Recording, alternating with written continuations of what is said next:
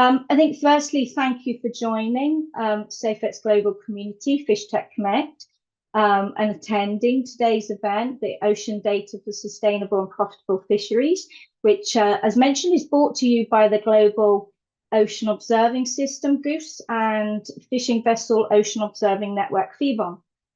So my name's Inga Wise, and I am the Executive Director at Seafood and Fisheries Technology, SAFET.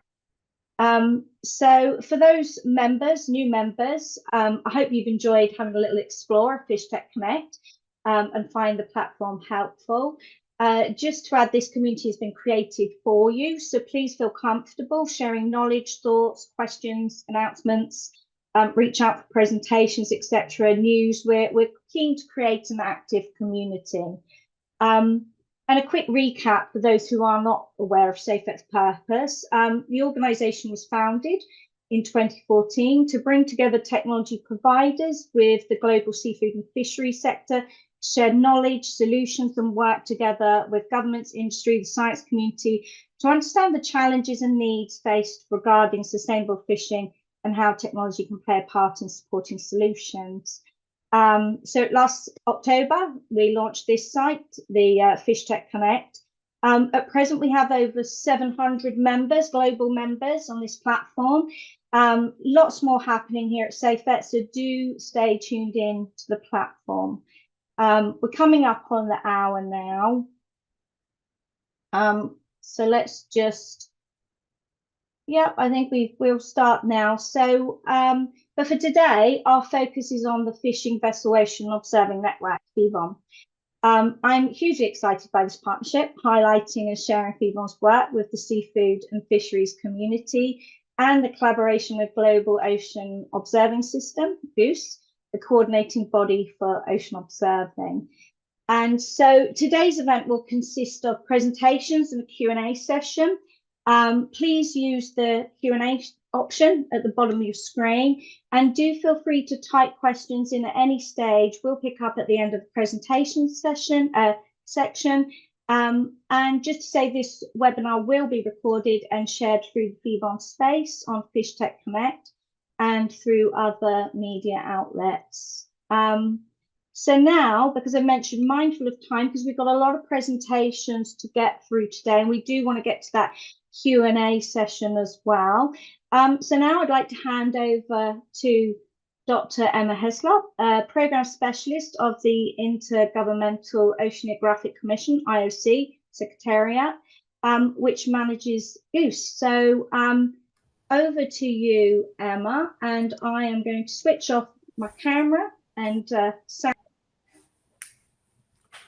Thanks very much, Inga. So, and thank you very much for the introduction. We're very grateful to SAFET hosting this webinar. It's also one in the series of GOOS's webinars, which allow us time to take a deeper dive into particular topics on ocean observing. And today we're going to look at the new emerging network, the Fishing Vessel Observing Network, FVON, and also think about or talk about the ocean data for sustainable fisheries and FVON's role in that, and also about improved climate resilience for fishing communities. So we've got two experts here with us, Cooper van Vranken, who is the lead of FVON, and Linus Stoltz, who is also a part of the FVON committee and community. And so they're going to go into more details. I'm going to start off with just a few outline around GOOS, just to kind of set the scene a little bit. So next slide, please. So GOOS is really here to help coordinate across the inputs and the observing that's happening in many different countries. We need to do this because one observation can be used for a multitude of purposes, because we have one ocean, and also because one country simply isn't going to be enough in order to, it's simply one country isn't going to be able to take all the observations we need. We need a sort of a multitude of different actors. And we also need to take in mind that we need observations for a multitude of purposes as well. We can't have a separate observing system for climate and another one for weather. We need to make the most of all of our assets in the water and deliver observations for the blue economy, for climate, for weather and hazard warnings, into also then for ocean health, to feed global policies, and also to support communities in adaptation to climate and things like that. So next slide, please. So this is where GOOS fits in. It's really enabling and evolving an integrated and responsive and resilient observing system. And this is through playing a key role, connecting both with the users of ocean observations, be these connecting into global policy frameworks and systems that are delivering services, and also to those networks and countries, and even into the observing community of scientists and technicians who are taking the observations, really to ensure that we have an integrated system that supports government, supports our communities, and supports a healthy ocean. Next slide, please. So underneath the hood of GOOS, there are some key concepts, and one of them are the essential ocean variables, or EOVs. And we have essential ocean variables across biogeochemistry, across physics, and also across biology and ecosystems. And these essential ocean variables are key ways that we ensure we're taking the right observations in order to feed all of these various global needs across tsunami, across Convention on Biodiversity, and a number of other sort of international frameworks there, and the various user application areas. Next slide, please. Again, underneath the hood is the many countries that contribute to GOOS, and there are 84 countries now contributing to GOOS. And underneath that, we have many different observing platforms in the water, organized under 13 global observing networks and 4 emerging observing networks. And the Fishing Vessel Observing Network, FVON, is one of our new emerging networks. And these are really contributing to innovating in the ocean space, providing observations that are complementary and unique. And also, in fact, these new observing networks, including FVON, are helping cement and develop closer relationships with industries.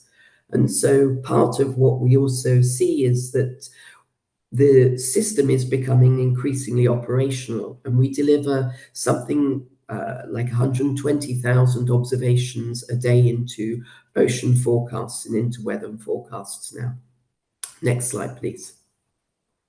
So what does it mean to be an emerging GOOS network? And so I'm sure that Cooper and Linus will tell you a little bit more.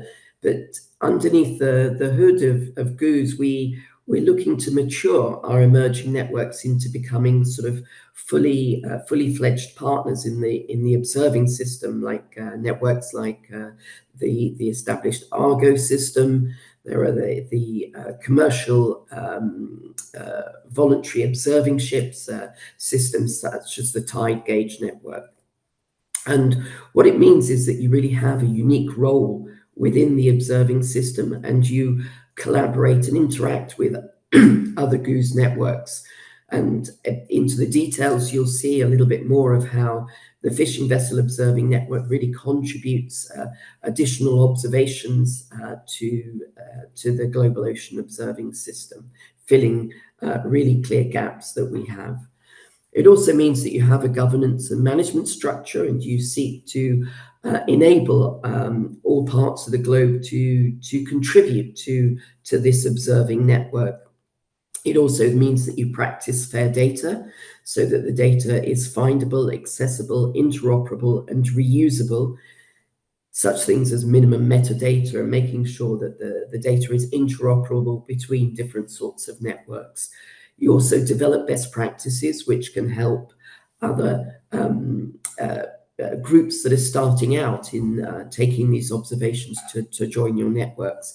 And as I said, FVON is taking a primary role in connecting with the fishing community, and also sort of in this way developing closer links with the private sector, and also GOOS's understanding of the needs of this important sector. So next slide, please. I've talked with a slightly croaky voice for long enough, so I'll introduce the speakers. We have Cooper van Vranken, who is in fact the co-chair of the FVON network, and also founder and CEO of the Ocean Data Network. And Linus Stoltz, who will be the second person to speak, and he is a FVON committee member and a data manager for the Commercial Fisheries and Research Foundation. So Cooper, over to you. Thanks so much, Emma. And thank you to Inga. I think that the fact that this webinar is co-hosted by kind of the dual GOOS and SAFET represents tremendous progress. Most of the time that I'm presenting, it's either fully from the oceanography perspective or fully from the fisheries perspective. But now, it feels like we're kind of leaning into that space between. Which to me is really, really exciting. I also wanted to say big thanks to Aubrey. She's the one who's really pulling a lot of the strings and pushing us to make this webinar happen. So that's been great. And it's an honor to present on behalf of my FVON colleagues. So this first, I'm actually presenting twice now. There was some trouble with all the different speakers. So first hat I'm wearing is the co-chair of FVON Network, and then the later presentation is as Ocean Data Network, and this is the more private sector perspective, showing solutions for fisheries, and those more examples. And so we're going to look at some background, the inspiration, and then look at FVON looking forward. So let's get into it. Next slide, please. So, to set the stage, I thought it would be interesting to give you a bit about my own background, as it helps tee up some of the key points, and is also representative of kind of this interdisciplinary backgrounds bouncing between fisheries and oceanography of many of my colleagues who helped found FVON. So I grew up on a small island, a bit of a fishing industry background. This is the worst salmon seining season in Prince William Sound since the Exxon Valdez oil spill. Then from right after Alaska, I went and started my master's in fisheries science. And so I got really excited about what I still see as the future of fisheries management, which is really kind of ecosystem forecasting, riding on the coattails of advances in oceanography.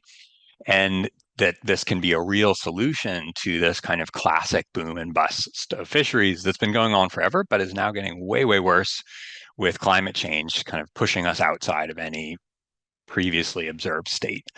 But these early ecosystem forecasts, the data from my fisherman's perspective was really problematic. Satellite sea surface temp, that's not going to work very well for fish, which could be 100 meters, 200 meters down below on the bottom. There's a key disconnect there. So how are we going to get data where the fish are? Well, common sense solution from my perspective was, let's stick some sensors on the gear that's going to catch those fish. And then, oh, hey, does anybody else need data where fishing is already taking place? So this really kicked off my own personal journey. But next slide, please. But I was, far from the first to come up with this. And, the earliest programs, we're going to hear about the eMOLT program from Linus coming up right after that, right after this. And then, not long after, we had what was first the fishery observing system. So fisheries focused, and then later turned into the fisheries and oceanography observing system in Italy. And Michaela Martinelli from CNR, she's leading this program and was one of the folks originally slated to present here. So I'm going to, reference her extensive contributions to our field a few times throughout the presentation. The next notable thing that I have on here is meeting Patrick Gorange in 2018.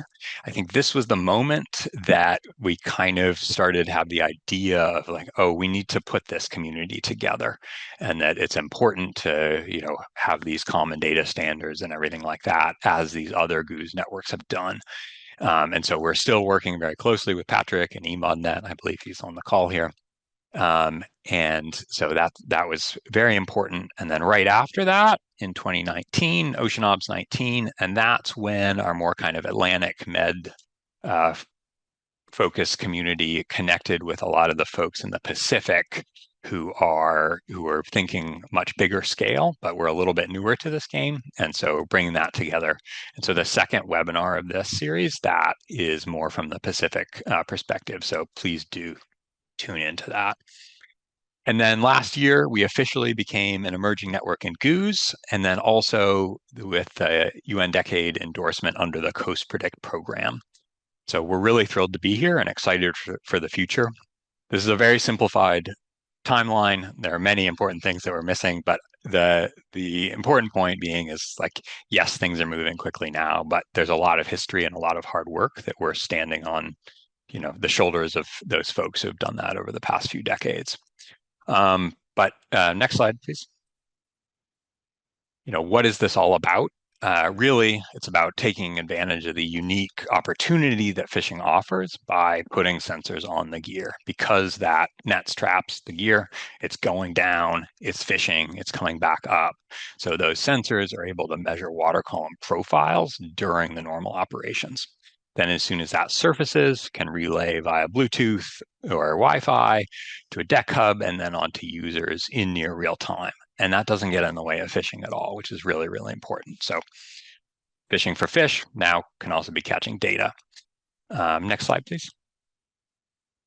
And so this approach of going along for the ride, this eliminates the two largest cost components of in situ OceanObs, which are number one, the platform, and number two, the deployment of that platform.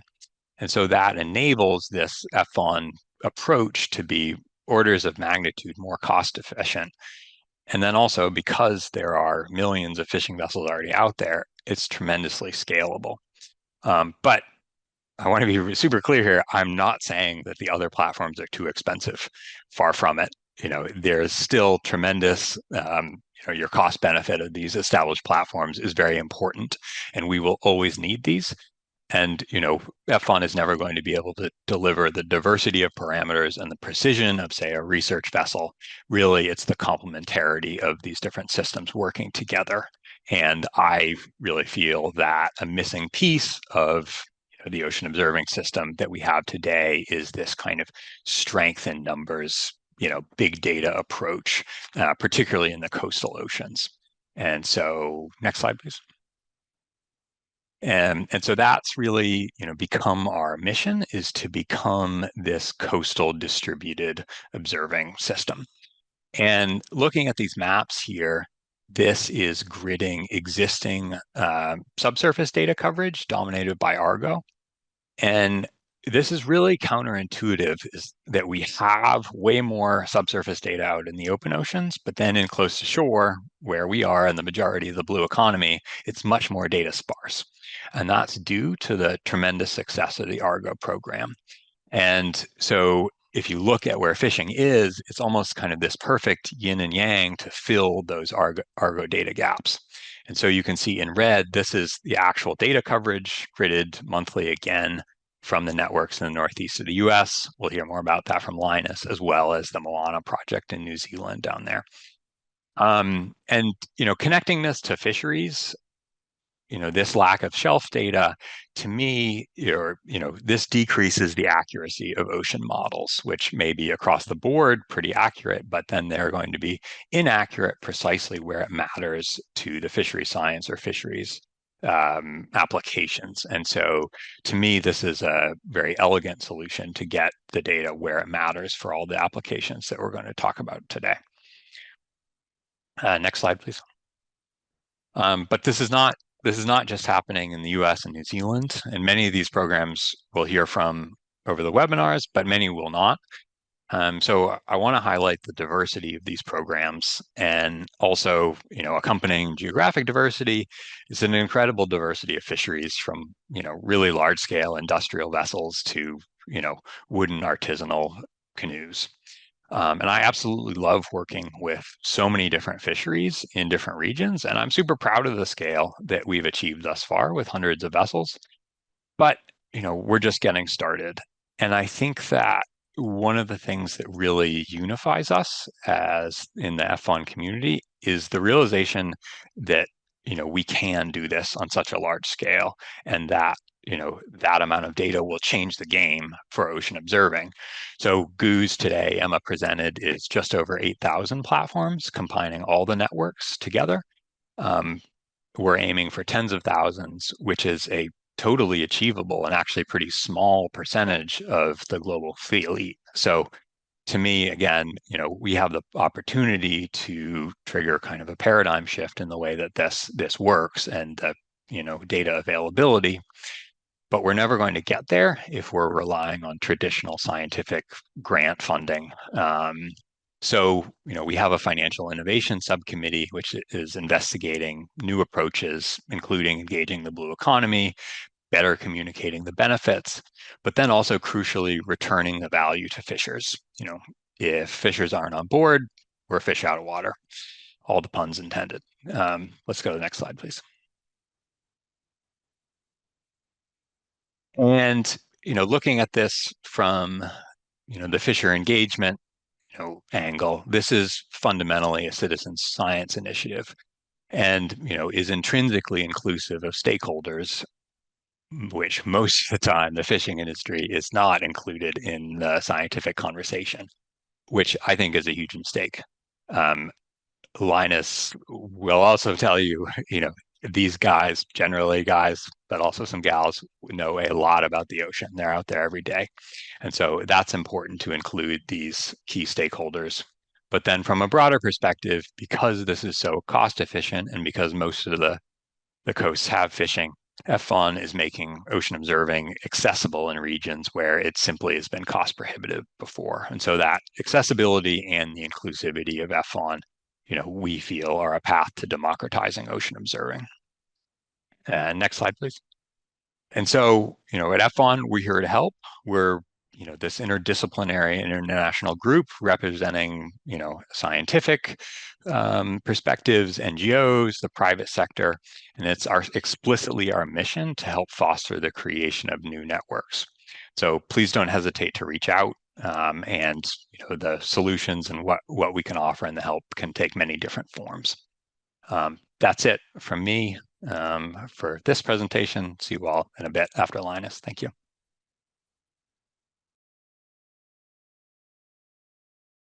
All right. Hello, everyone. Thanks for coming and listening and learning about cooperative research. I'm going to be doing my best George Maynard impersonation. He is unfortunately a federal employee right now, and the government shut down. He's unable to deliver this, so I will be speaking on his behalf about the eMOLT program. Please, next slide. And well, I'm going to be talking about the eMOLT program. It's the Northeast Fisheries Science Center initiative. There are dozens of commercial fishing associations, nonprofits, academic institutions, tech companies that all collaborate to administer this program here in the Northeastern United States. Next.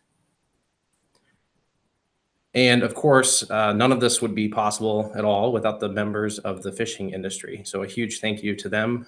They are tremendous naturalists and very keen ocean observers. And we don't put any sensors in the water. It's all made possible by willing participants in the commercial fishing industry. Next slide, please. So a little bit of history about the eMOLT program. This is the environmental monitors on lobster traps. It was started in the late 90s by Jim Manning. They're holding that temperature depth probe. He's kind of the godfather of cooperative ocean observing here in the Northeast, and he's driven a lot of interest in that. He started by giving fishermen temperature sensors to put in their lobster traps. Next slide.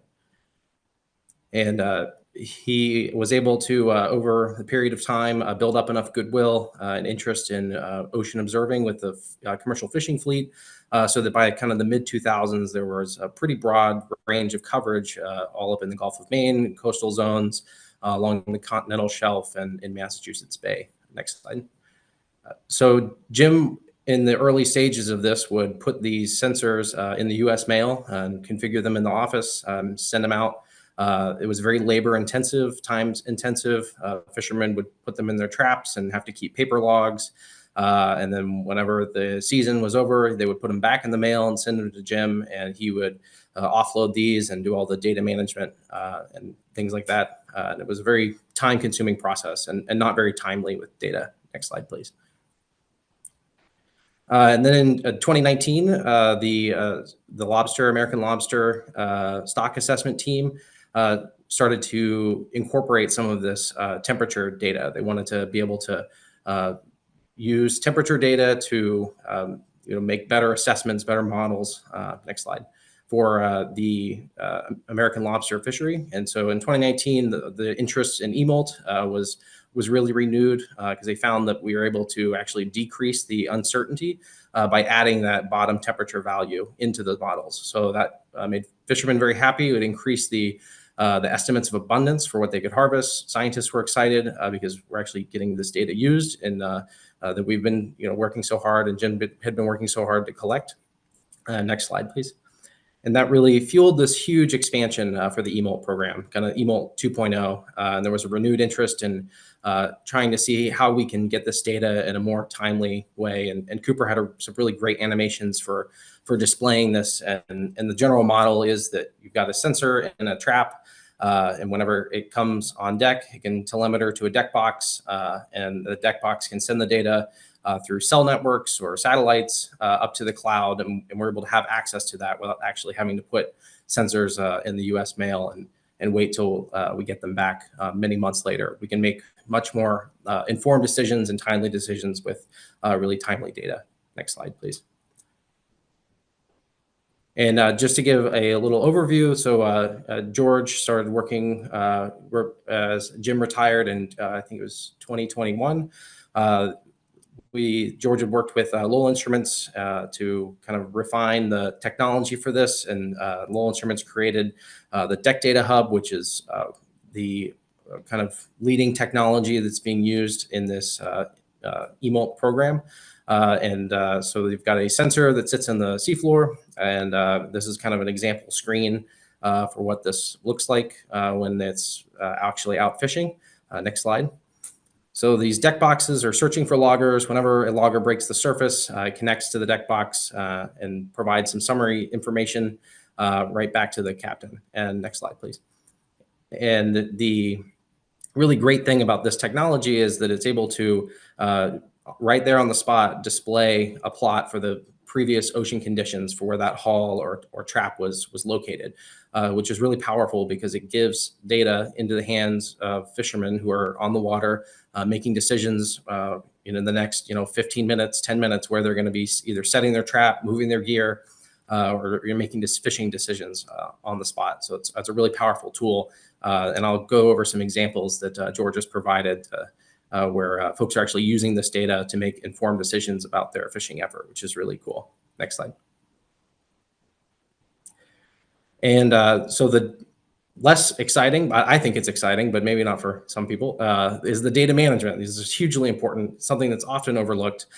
Cooper and his team at Ocean Data Network worked very closely with George to develop this whole cyber infrastructure where data comes off the fishing vessels. It's paired up with metadata. We have really great records. It's all centralized in a database. And once you're in a database in the cloud, you can do pretty much anything you want with it, which is really great.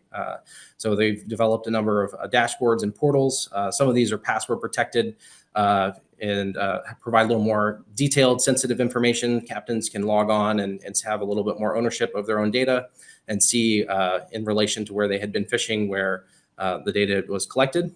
In addition to kind of internal, more privately guarded data access, there's a publicly forward-facing ERDAP server that has had some of the positions and identifying information anonymized from it, but that's provided in real time. So as soon as a fishing vessel sends data to the cloud, it's available on ERDAP with appropriate QA/QC baked into it. So a really great job with Cooper's team. And the Gulf of Maine Lobster Foundation and Aaron Pelletier are the ones who have the infrastructure for all of this for the actual cloud portion. Next slide. So what is this data used for? A huge one, well, I guess there's several applications. This first one I'm going to talk about is ocean models. Ocean models are great. They're a really awesome tool, but they're only as good as accurate as they are. And a lot of these ocean models rely on in situ observations to continually make data assimilated products and improve our marine forecasts. So the Doppio model put forward by Rutgers University is pulling the most recent 3-day observations into their model to make better marine forecasts. And then FVON+GOOS has a Nikoff's model, which is a finite volume ocean model, FVCOM, which is in a similar manner is pulling in these data in real time. Next. And we can see that it has an impact. So this red dot here in the center is an observation from a sensor inside the Long Island Sound off of the coast of New York. And we can see that the influence of that single observation is really driving the area around it. So having observations where there are not traditionally, it's traditionally pretty sparse in these regions. So having an in situ observation really drives significant changes in model performance. Next. And speaking of models, a really great tool, the folks at Lowell Instruments have been able to put those models and forecasts back into the deck box. So when they're in port before they go out, they'll get the most recent marine forecasts for bottom conditions, and those is just one more tool in the tool belt that fishermen have to be able to make decisions about where they're going to harvest and target harvest and target marine animals. Next. The Cape Cod Bay is here. Seasonally, it experiences hypoxia. So in addition to temperature sensors, there's a number of dissolved oxygen sensors as well that have been deployed, especially in Cape Cod Bay, where seasonal hypoxia is a concern. And the folks at Mass Division of Marine Fisheries have put together this data portal that kind of shows seasonal hypoxia. Next. And I'm going to quickly go through a few fishing examples of harvesters using the data that they are collecting to make informed decisions about their data. Next slide. So this plot here is showing bottom temperature in the black, and then the red is the distance from the last successful offload. So this is a clammer, and they will be towing a dredge over the clam beds.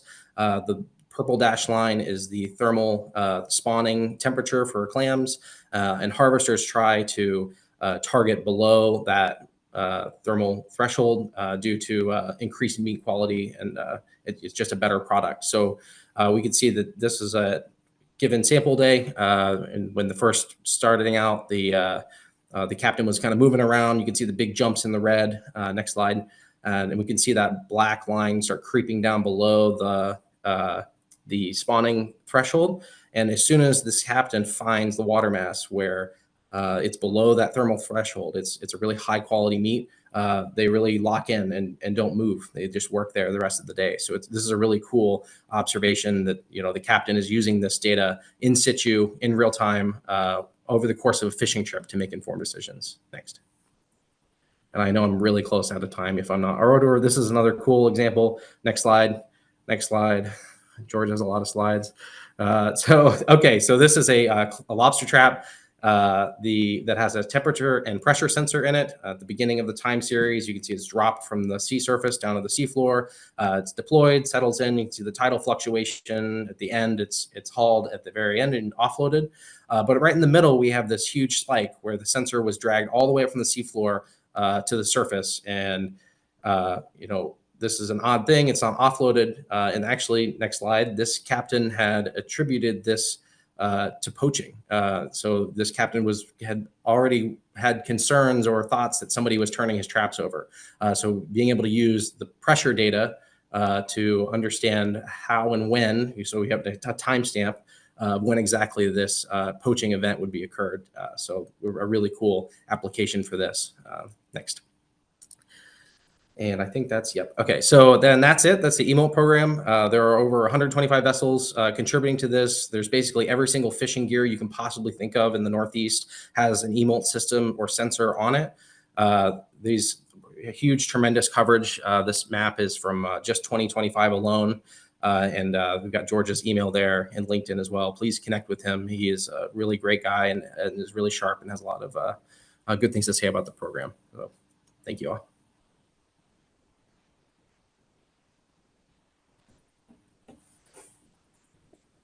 Thanks, Linus. That was great. Now back to me, but wearing a different hat. So as the founder of Ocean Data Network, or ODN, talking about the different data use cases and trying to pick out some strange ones which may be surprising to the oceanographic community. So next, please.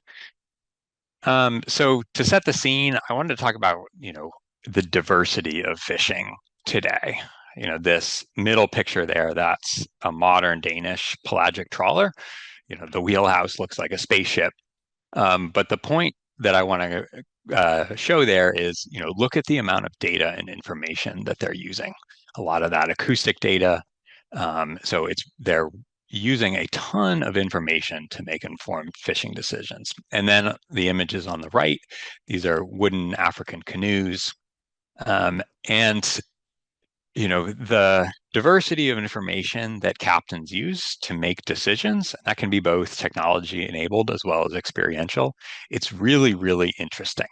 I definitely recommend going down to the dock and talking to fishers about temperature. You will be very surprised, I think. And fishing, it's such an open-ended and constantly changing challenge. So everyone's always looking for some edge, looking for some new tool to fish a little bit smarter. And the second point I want to bring across on this slide is that, particularly in high-income countries, fishing is very highly regulated. So if we're giving new tools to fishers, we can still be boosting profits, but we're not contributing to overfishing because of the way quotas or the tax work. So, we can be decreasing their expenses. We reduce the fuel by enabling them to make smarter decisions, which also reduces carbon footprint. But also helping to reduce unintended bycatch, which is, adverse ecosystem impacts, but is also expensive. In the Gulf of Maine, where I'm from, the name of the game is how do you avoid catching cod so that your small cod quota doesn't choke the higher quota of fish that you make money on. And so that is a key use case of just kind of the baseline temperature, is understanding where cod are versus where haddock are, redfish, things like that. We'll talk more about the developing world later, but from my perspective, we need to be as supportive as possible of particularly artisanal local fleets. Next slide.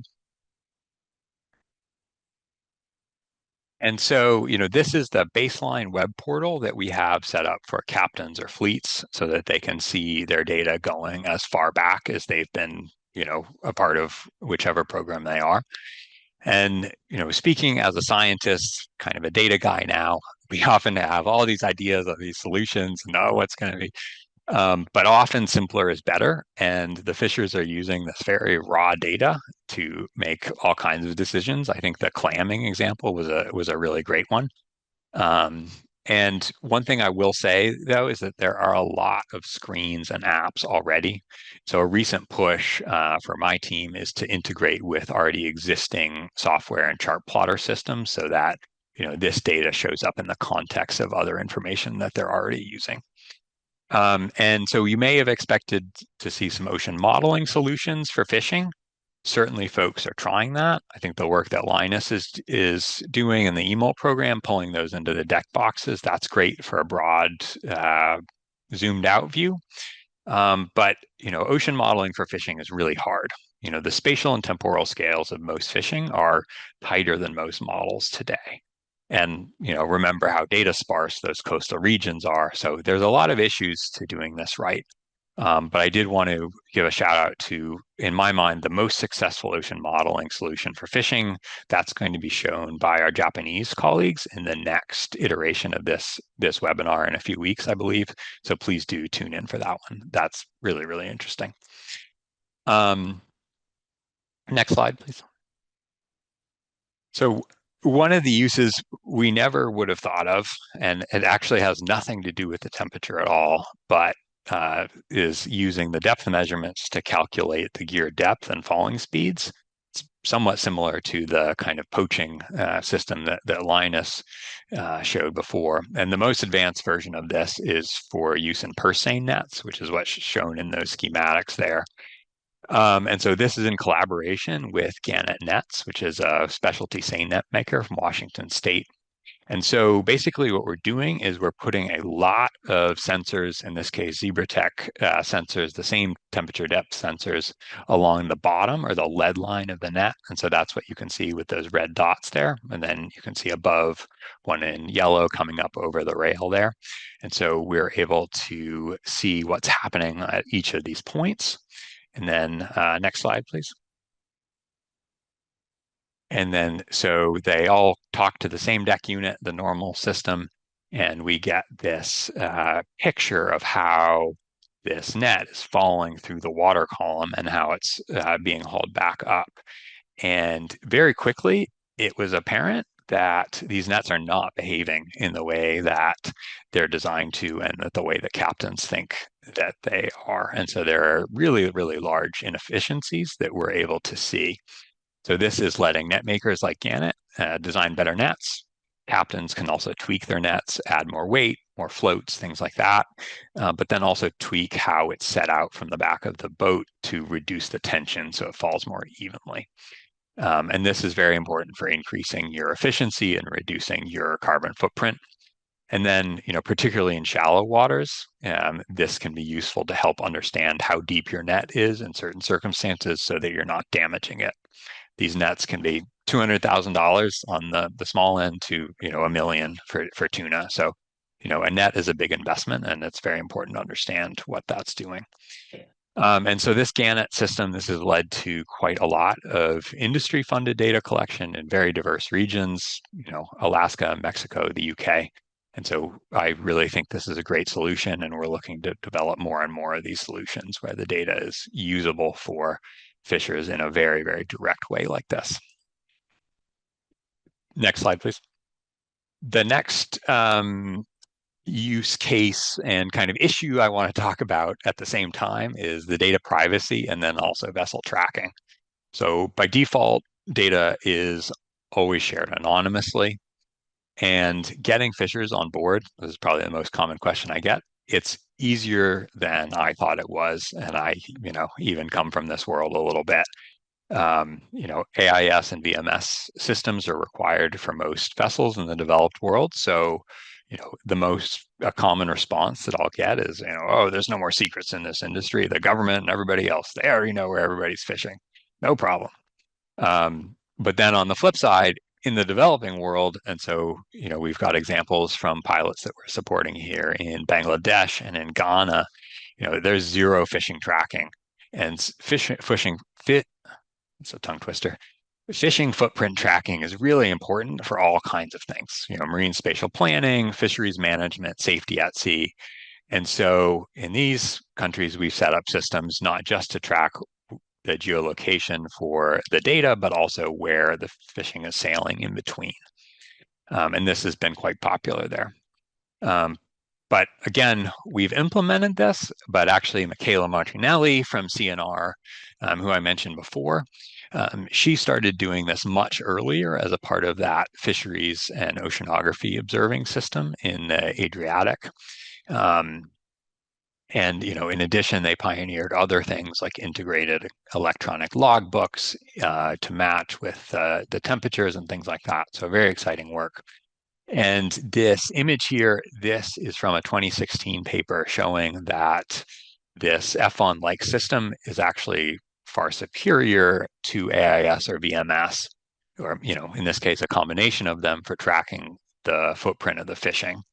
So having more frequent GPS pings, but then also the precise location of when the gear enters the water and when it exits the water, along with the depth, that adds a lot more dimensions to understanding the fishing that's taking place.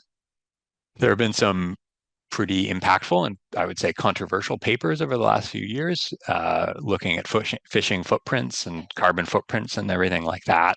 And I'll, without getting into it, I will say the results would have been very, very different if, this data were more widely available and these footprints could be measured more precisely like we're able to do.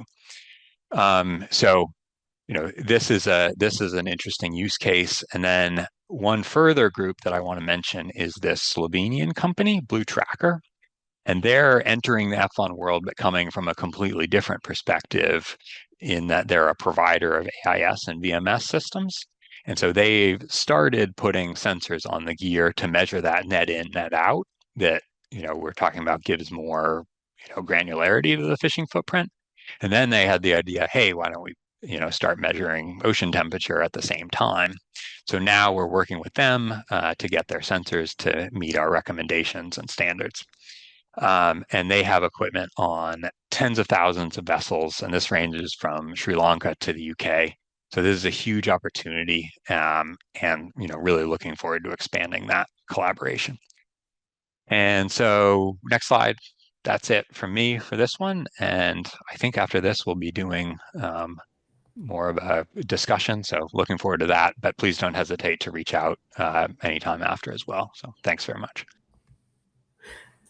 Thanks, Cooper. And thank you also, Linus. Those were great presentations and lots of super information. So I can see somebody has discovered the questions and answers button at the bottom of the Zoom interface. So I encourage people to put some questions in there that have occurred to them throughout the presentations. So that would be great. For the meantime, I'll start by asking a couple of questions and keep an eye on the questions in the box. Okay, so my first question would be, in your experience with working with fishers, what sort of incentives to get involved do they care about most? Why are they really willing to join FVON and collect data? What are the things that attract their attention, perhaps first, and then perhaps later on, what do they find to be the most useful about the interaction and the experience? And I guess, Cooper, you could go first, and then maybe Linus second. It's a great question. Thank you, Emma. And it's hard to answer succinctly because of the diversity of fisheries. When it comes down to it, fishers are very interested in this. So this helps a lot. Pretty much everybody's interested in ocean temperatures. And, this is purely a voluntary thing. So, the opportunity to contribute that and to help understand what's happening under the water, they see value in that. In a lot of places, fishers are getting stipends for participating, and I think that's important. And the economies of this are such that, in a lot of regions, we can be paying them something that's pretty substantial, but compared to what normal ocean observing costs is basically nothing. So it can really be a win-win for everybody. Linus, do you have? Yeah, I think you nailed it there. Like a lot, I was going to say, being able to compensate fishermen where it's possible is great. I guess you can kind of think of, or at least I like to think of this kind of as a, maybe like an early adoption kind of, a bell curve of it, kind of on the early edge when you've got technology that's kind of in its infancy and you've got a lot of challenges and it takes a lot of effort to get things working and a lot of back and forth. Having that compensation can certainly provide incentive for, adopting this technology. But as technology matures or the suite of technology that's being deployed matures, and the data itself is useful and valuable enough, and I think we've shown a few examples where people are actually using this data, which is fantastic. And people that are on the water actually using this data, I should say, not necessarily just the scientists or the managers who are always super excited about any type of data that is collected, but making the data valuable enough to where there's adoption. And I think it also depends on the individual, right? Some folks are just, it's another thing. It's like, oh yeah, whatever, I'll do another thing for science, whatever. But, a lot of folks, at least that I work with, and I know George works with, are very keen ocean observers, and they're very hungry for data. So they don't necessarily care that they're not getting compensated. They would rather have extra sensors in lieu of that. So it really depends just based on the individual, and I would say also the technology. Okay, so that's super interesting. Super interesting that it's the core of the data is fundamentally important to the fishing community, but also fishermen, like many other seagoers, are also interested in what's happening in the environment, not just commercially but more generally. So we have a couple of questions that have come up in the question and answers, which is great. So we have one from Lindsay Rogerson, who's asking, is the data you collect mainly subsurface data, or do you collect any surface data as well, such as waves, swell, etc., wind, precipitation? And perhaps you could spread that out more broadly to sort of move, what other sensors do you see FVON evolving into? What might be the timescales? What do you think, again, might be the most useful for fishermen, etc.? Anyway, over to you guys. I don't know who wants to have a go at that first. Maybe I'll take this one. Thanks for the question. So we've started with the subsurface temperature profiling, and the temperature profiling because that subsurface data collection is very challenging with other platforms and is a unique opportunity that fishing presents when compared to other vessels of opportunity like recreational sailing boats, kayakers, ferries, these kinds of things. That being said, I'm very excited about the opportunities to get co-located sea surface and then even surface weather parameters along with the subsurface parameters. So we want to do it all, but one step at a time, and we've got a lot on our plate. I will say, and Linus showed some good examples of the dissolved oxygen. There is a little bit of conductivity that's being measured. Actually, particularly the Japanese program in the next webinar will showcase some of that. And the Japanese program assimilates ADCP, so that is current data, which measured by acoustic Doppler current profilers. So that's kind of unique to that program, but would be great to get to the rest of the community as well. And we would love to develop more durable sensors for more parameters, but I will say, it's important to be kind of conservative with this because fishing is such an abusive environment. So putting very sensitive instrumentation on fishing is, not the right way to go about it. Yeah, and I would totally agree with that. Plus, if you want to arm 10,000 vessels around the world, you need a consistent solution. And that would be a fantastic contribution in and of itself. So another couple of questions I'm going to link to together. One is from Sanders Weirs, who is asking around, is any of the data you use as examples also shared openly in near real time or with minor latency? And again, from Catherine Gavira, who is asking around, what ocean variables do you find fishermen are most willing to share or track? And so Linus, your turn. Sure. Yeah. So for eMOLT, all of their data is publicly accessible via ERDAP. And I can link the ERDAP site as well in the chat here shortly. Or the ocean biology. Oh, I think go. And I will say, fishermen that I've worked with and I know George as well are broadly open to making oceanographic data accessible. If they're going through the effort of collecting it, they want people to use it, and I certainly get that. So any temperature, oxygen, I always get folks coming and asking for more sensors, asking for different sensors. I know that there's a low-cost CTD that's on the works of being developed here in the Northeast, and there are other regions that where our CTDs are available, like as Cooper was discussing. But really just data hungry and open to share. I would say don't ask them what they catch and where. That's a little more sensitive biological, but for the oceanographic stuff is pretty fair game. Great, thank you very much. That's good. So we've got another couple of questions. Again, I'll try and link them together. One is saying, really, what's the greatest impact this data has on improving ocean or weather forecasting? You covered this a little bit, but I think it would be interesting to hear your thoughts on that, and what are the sort of the biggest challenges you see to implementing your network more fully?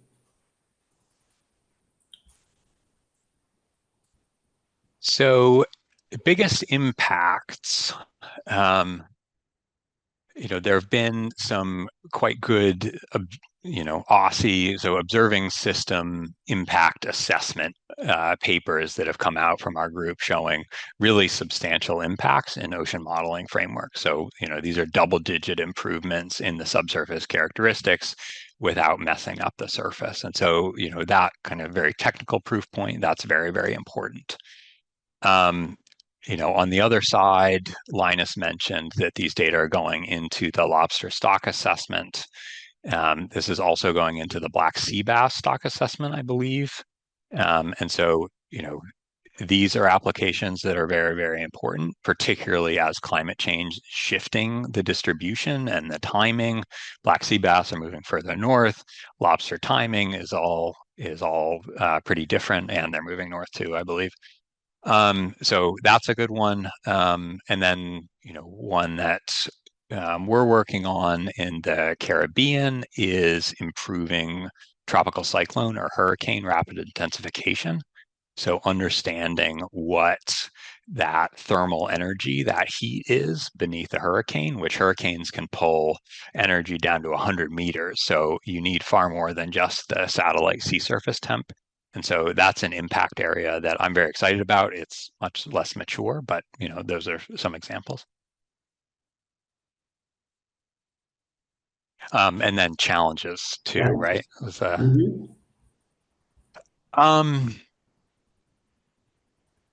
feel like it always comes down to money. But I feel like we are meeting this challenge head on, particularly with the Financial Innovation Subcommittee, and by being so incredibly cost effective. So, we really want and are aiming for tens of thousands of boats and to change the game here. But that requires a pretty different thought process on how to do that. And working with models for financing ocean observing that have never been done before. And so that's a big challenge. It's something that's very, very exciting, but it's going to be a really, really big one to pull off. And I'm sure it'll be harder than we think, but, we've already, so I'll leave it at that. Thanks very much. Sorry, never mind. Go ahead, Linus. Oh, I just want to quickly say, I think a big challenge is maintaining these networks at the scale that is, they're able to be observed. We've got to manage things like batteries that need to be changed, calibrations that need to, sensors need to be recalibrated. Jim Manning used to always say, a third of the sensors were working, a third of them were not fishing, and a third were broken at any given time. So, especially as we start saturating the coastal zone with sensors and instrumentation and organizations that are supporting these kind of disparate networks, being able to sustain what we are growing is going to be vitally important and a challenge. Both good points.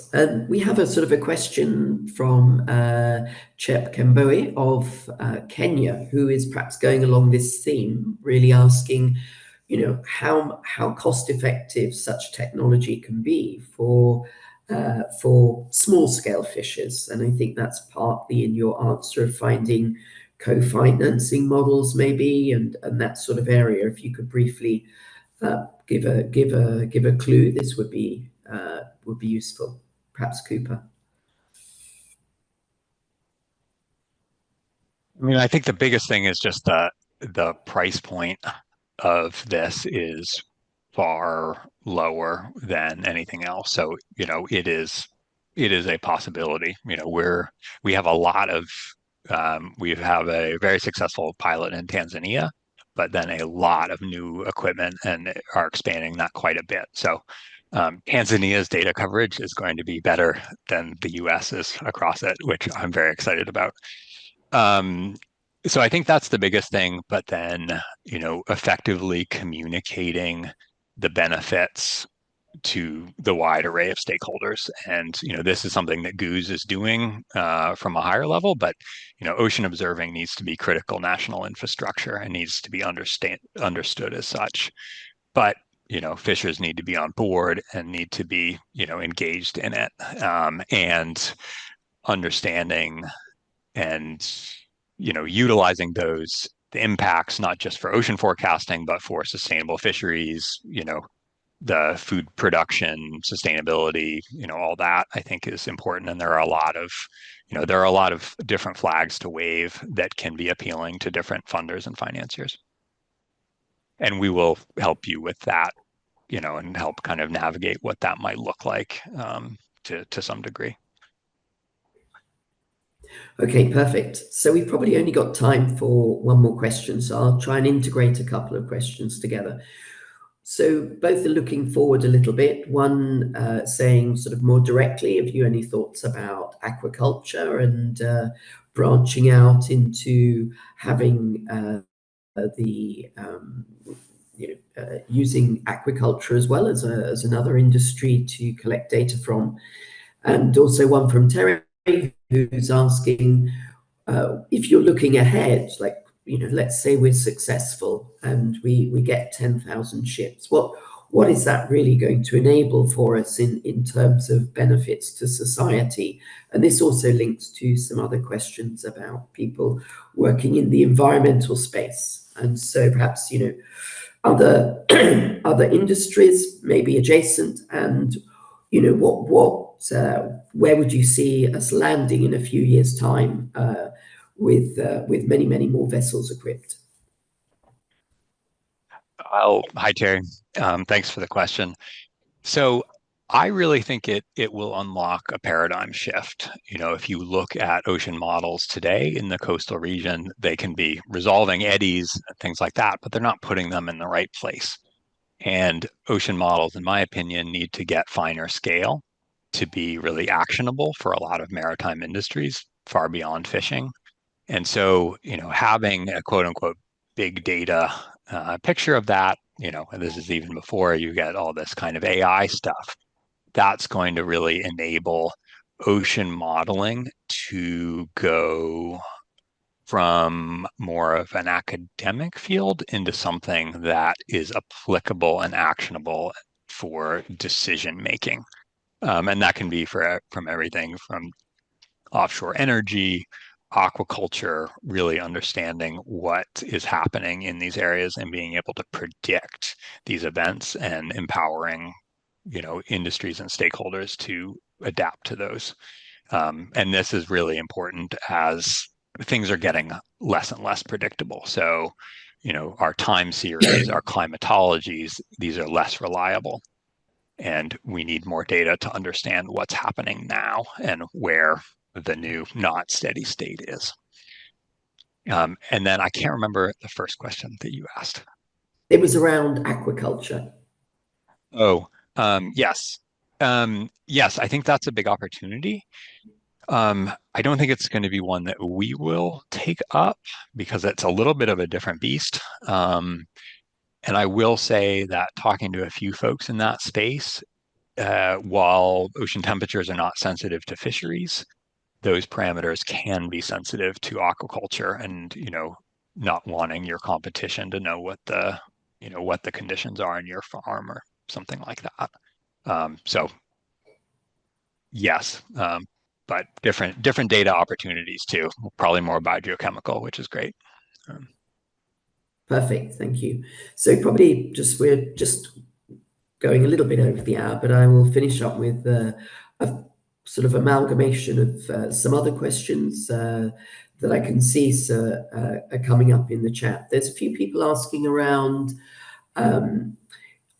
I think it's the sensitivity of taking data in countries, areas under national jurisdiction, and whether fishermen need to get some kind of permission to take these, whether it's up to them, or sort of, how that operates. And, Working Goose has also looked at these sorts of issues. So I'm happy to add in a few comments there, but I'm sure that you've also thought about, and you have some direct experience in this, Cooper. So I actually think we have this a lot easier than other goose networks because our things are not going to drift into any EZ where they're not allowed to be in. Fishers already have rights to fish or to not fish in certain EEZs, so you can better predict where your data collection is going to be. Of course, we need permission and we need the blessing of a member state to be operating in there, but hopefully they're psyched about what's happening. So it's not like, our Argo float is going into a territory where it's not supposed to be. That's a great answer. Okay, so I'm probably finished with the questions that are here in the chat. Are there any things that you would just like to add whilst we are wrapping up, Cooper and Linus? Through partnership, we can do really cool things. Yeah, absolutely. I think that the partnership is the name of the game, and, empowering stakeholders to be a part of the solution is going to be really, really impactful. We all need to be working together to, realize the ocean observing system that we need to solve the problems of today and tomorrow. Absolutely. So those are great statements, and I very much agree with the partnership. Working with industries that already have assets on the water, as you mentioned earlier. Ocean observing is an expensive thing to participate in, and the more that we can engage with communities that are already working in the marine environment, the better, and the more observations we'll have that will feed some of these answers for society for the future. And I'm an ocean observer, so I'm already biased, but I don't think the additional cost to the operations is particularly huge. Okay, so thanks very much to all the audience for the fabulous questions. Thank you, Cooper and Linus. Thank you also, Aubrey and Inga, for hosting the presentation. And I will say, well, good evening from my part of the world, probably good morning and good afternoon in other parts. And so thank you very much for joining. And we have another session if you wanted to catch the second session in a couple of weeks' time. So thanks very much, Cooper and Linus. Okay, bye.